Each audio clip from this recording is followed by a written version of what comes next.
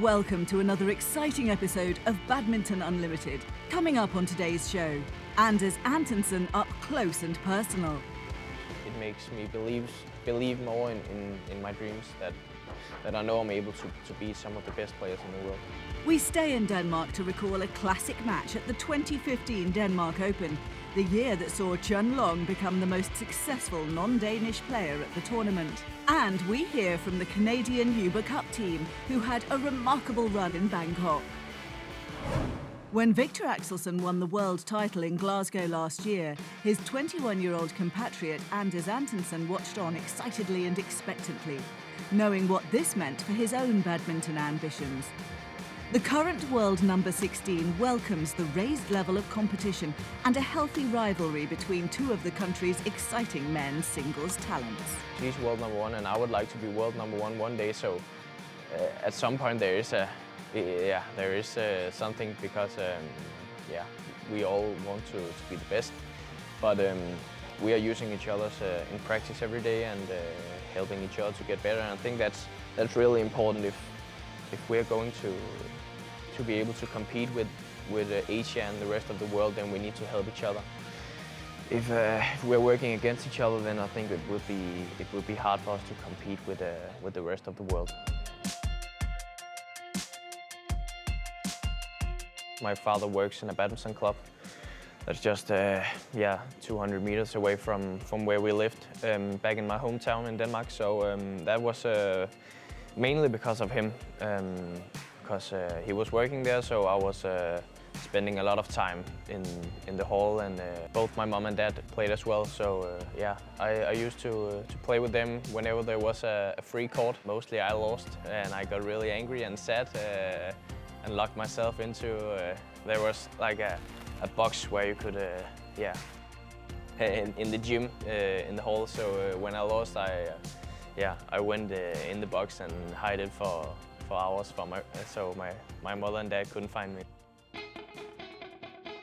I will probably say Lindan, Lee Cheng-wei, Peter Gade, and you know, growing up, I watched them a lot.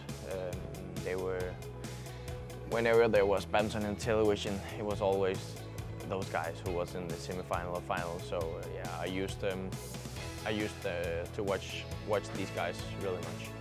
I actually haven't played Lindan or Lee Cheng-wei yet. I had the experience with Chen Long a few times now, and the first time it's like a little bit weird, because you used to watch them in the television and suddenly you are standing in front of them. So, but that's just a great experience, and I really hope to face Lindan and Lee Cheng-wei before they retire.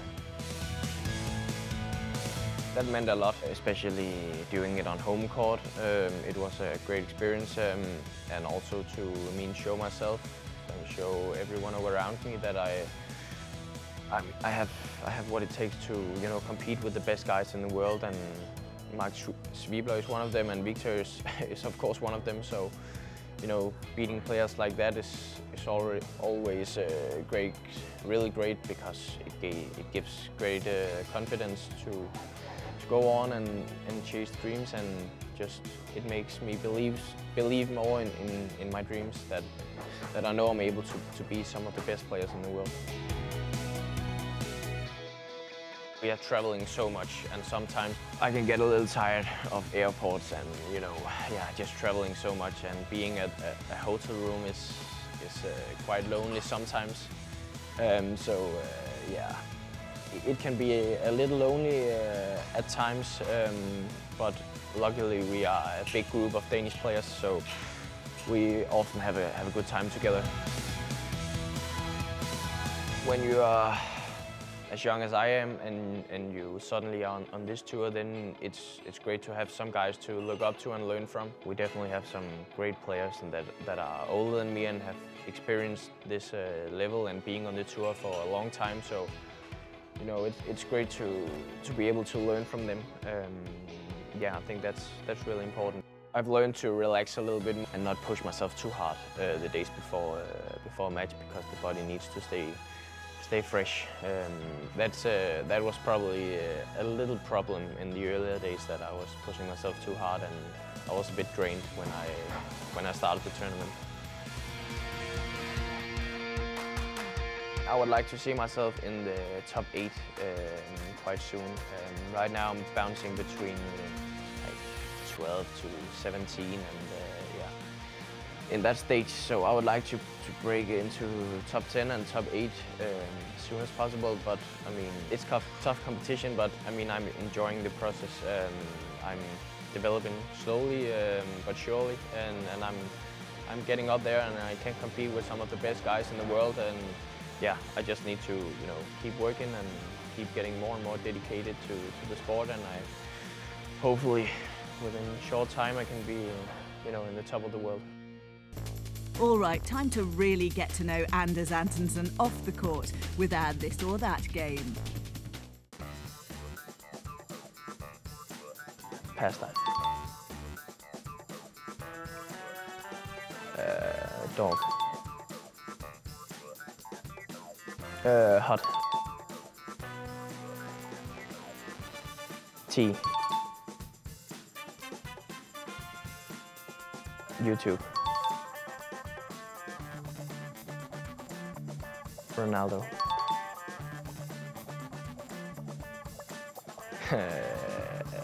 Singing.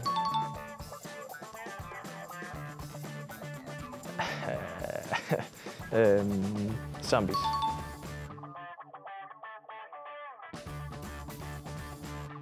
Batman. Star Wars.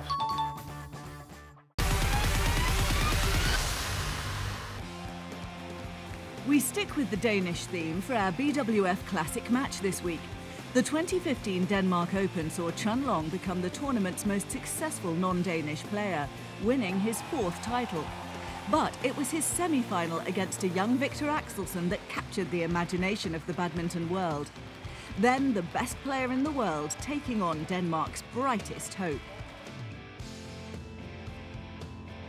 This match it's a whole different ball game. I mean, Victor's played well against Son Ho, against Lin Dan, but now he's up against the best player in 2015 in the world. Only lost once to a non-Chinese player this year, who's got the shot quality, the physicality to challenge Victor, if you could say that.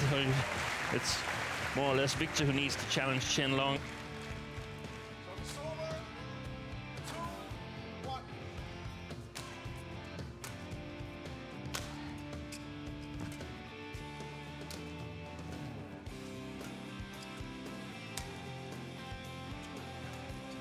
Practicing, what a great shot there. And this is what I mean when I say that Victor has the fantasy and the skills to challenge Chen Long. Yeah, that's super shot.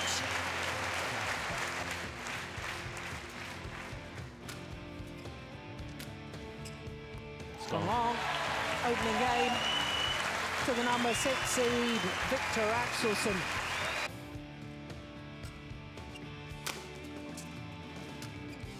Another deception. Wow. Unbelievable. Wow. He's playing so well at the moment, Axelsen. Oh, that's good. That was good. And that was 4 quick points. This time, it is 1 game all.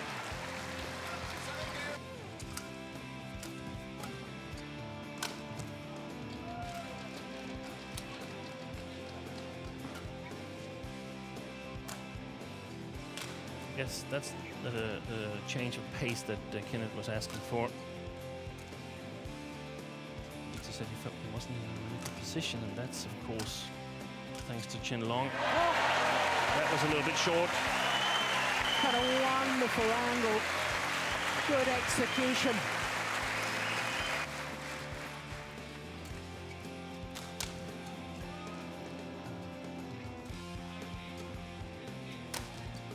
Oh, look at that, that's brilliant.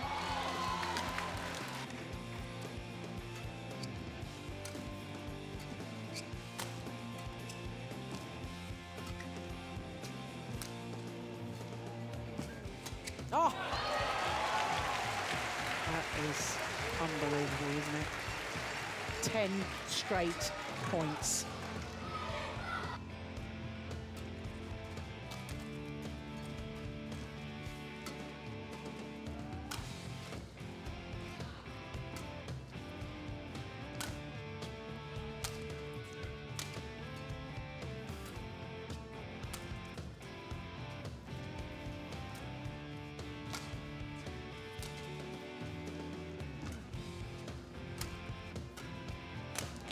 Yeah, third time lucky, but there was nothing lucky about it. Chen Long showing why he is the world champion, showing why he is the world #1.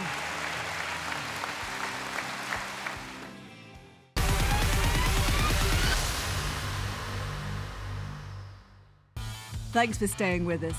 At the recently concluded Total BWF Thomas and Yuba Cup Finals 2018, Canada made history by competing in both the Thomas and Yuba Cup Finals for the first time in 40 years. Canada's Yuba Cup team exceeded expectations, upsetting India in their opening group tie to pave the way for their qualification into the quarterfinals. This was their first appearance in the quarterfinals since the current competition format kicked in. The Canadians might have lost to South Korea, but the team, which is made up of full and part-time players, have an interesting and inspiring story to tell. Yuba Cup champions!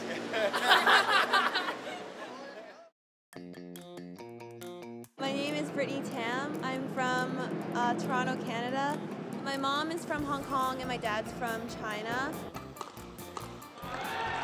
I started when I was 5 years old. My mom brought me to the badminton club. Canada's very big, so there are a lot of clubs. In my province, there are probably like 30 clubs or something alone. So I guess it's hard to find players to train with that are on the national team.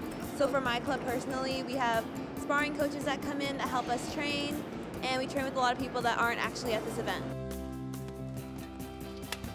My name is Kristen and I am 22 years old. I was born in Taiwan and I moved to Canada when I was 11 months old. I started playing badminton when I was 10 years old. So right now I'm only playing part-time and studying part-time. I'm doing my master's in criminology. For most Canadian players, we're self-funded. Our government doesn't give us a lot of money, so it's a hard and long journey for us to make it to these big tournaments. So I'm really proud of us to be able to make it here today. I really hope that the group of us here can really pave the way for Canadian badminton and keep pushing us to a higher level. Hi, my name is Rachel Hondrick. I am 22 years old. I was born in Toronto, Canada, and currently reside there. I started badminton when I was 8 years old. My mom played as an adult, so she introduced me to badminton. I started competing internationally in around 2014. For the past few years, I've been studying part-time as well as doing badminton. It's tough because I find that it's hard to do as well as you want in both. I think going forward for the next 2 years as I try to compete for the 2020 Olympic Games, I'm going to just focus fully on badminton so that I can train and travel full-time, and hopefully that will help with some success.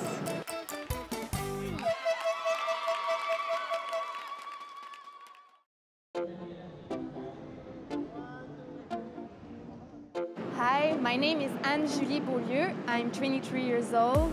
I was born in Quebec City in Canada, so I'm a French speaker from the French part of Canada. So now I'm finishing university. I'm going to be a lawyer, so I'm going to start working this summer. We try to manage to play sports and to study because we can't really in Canada like win our life by playing badminton, so we have to think about our career and move on in life. So that's what I'm doing right now. Like, this is a very special tournament for me because this is my first major event, a BWF event.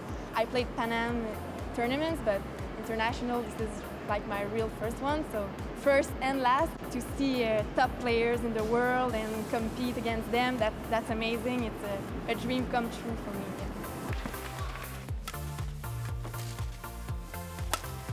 My name is Michelle Lee. I'm from Canada. I was born in Hong Kong and I immigrated to Canada when I was 6. I go to University of Toronto and I've tried to juggle studying and traveling. but it's very tough to do both. So then now I'm just full-time training and traveling and playing badminton. I actually kind of regret not doing full-time training earlier. I started full-time training when I was 17, and then I stopped a couple of years, and then I went back to training, and then I stopped a couple of years to go back to school, and then I went back, and I think I wasted a lot of years.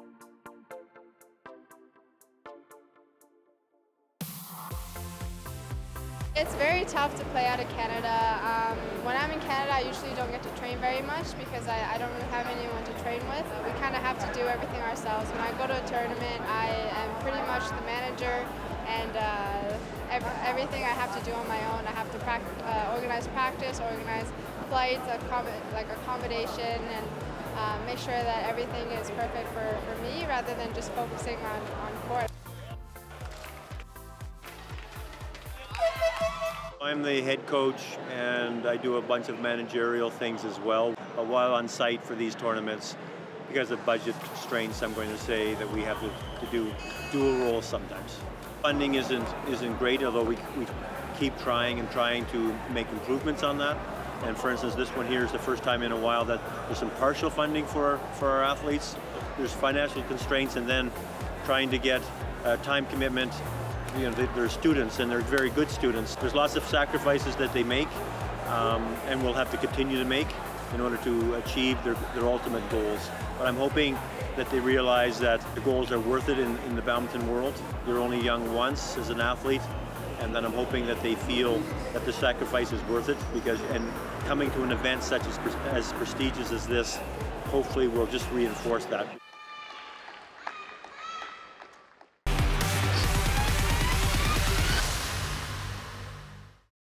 The first major event of the year may be over, but we are still reeling from all the thrilling non-stop action we witnessed over 8 days in Bangkok.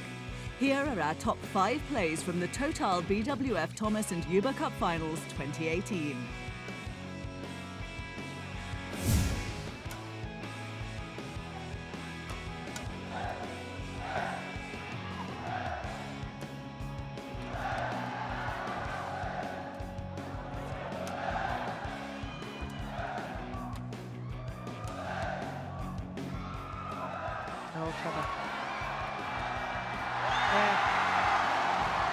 Comprehensively outmaneuvered.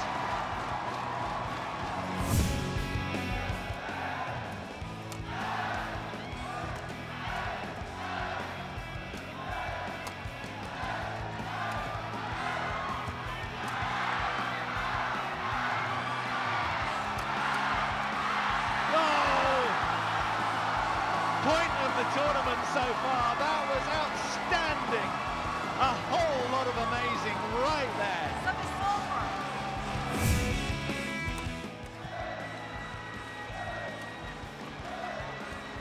Oh, what a rally. Up in the corners again.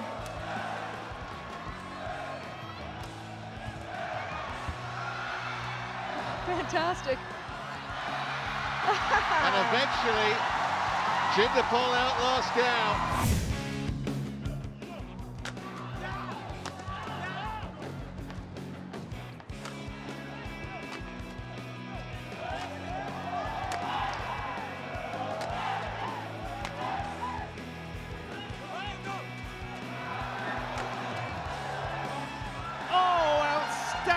Point.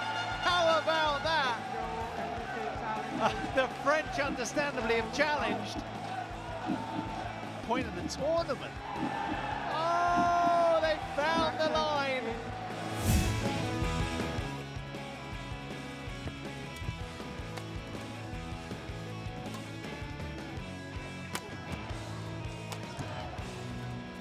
Oh, my goodness me.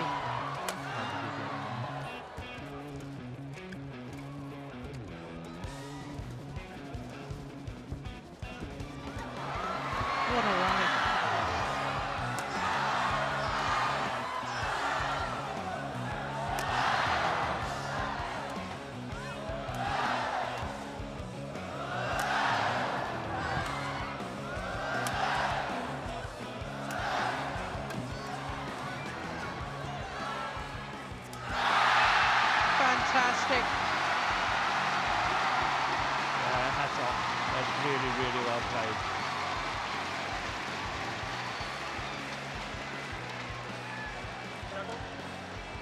quite clear the longest rally too.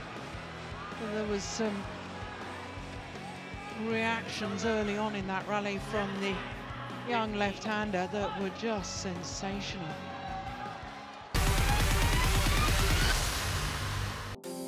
The 6th World Congress of Racket Sports Science was held at the Arnoma Grand Hotel during the Total BWF Thomas and Huber Cup Finals 2018.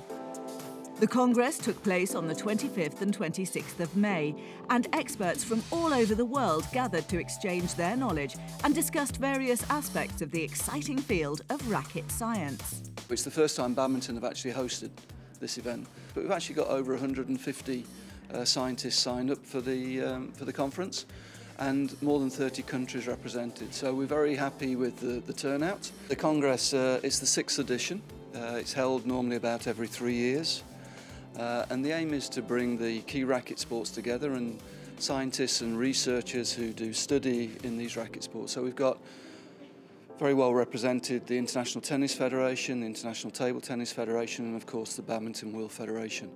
Brings them together, they're key scientists that do all the research, so they get to exchange ideas, see what's happening in the other sports, and to come up with maybe some new thinking around racket sports and the science involved. I think one of the great things about a congress like this is that you can pick up lots of information about other sports science areas, but in addition to that there are also practitioners here, and you get to know a lot more about the problems that coaches have and the practitioners have.